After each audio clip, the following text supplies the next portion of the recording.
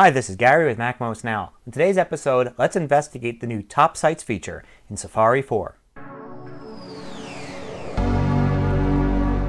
So now that Safari 4 is out and public and everybody should have it, we've got the new Top Sites feature as our new home pages.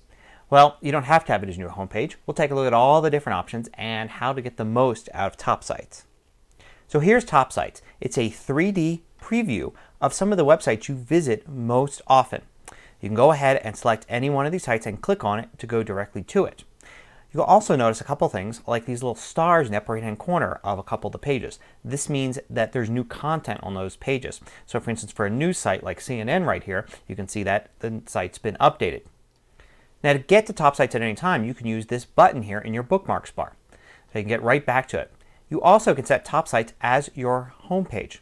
In Safari Preferences, you can set new windows to open with, and you can set it to be several things. The first choice is Top Sites. You can also set it to be your home page, which is a page that you choose, and an empty page, the same page as the one you're looking at right now when you select new window, or a list of your bookmarks. If you want to set a home page, you can set it right here. Also, you can set what new tabs do. You can also set that to Top Sites as well. Now inside of Top Sites, you can edit what you see there. So click the Edit button at the bottom left hand corner.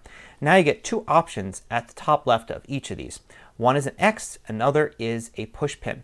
If you click on the push pin, it will go ahead and make sure that this site remains there in your Top Sites. So in other words, it won't vary depending upon how often or not you visit that site.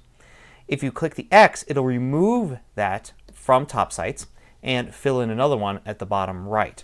And it will never add that site again to Top Sites unless you specifically do it. Another option you've got here is small, medium, and large at the bottom right. Click on small and you have much smaller previews, room for more. Click on large, you have larger previews, room for less. But you can actually tell what's going on the large preview, which is one of the reasons I like it.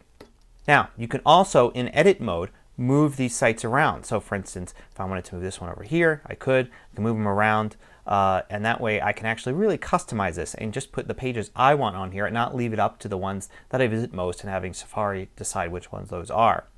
Now, if you want to go ahead and specifically add something to Top Sites, the way to do that is to open up a second window and go to a page. And in this second window, you've got the address bar here and you have the little icon which is near the address bar. You can click that and drag that into your Top Sites window there, and it will add it right there. And then close this window.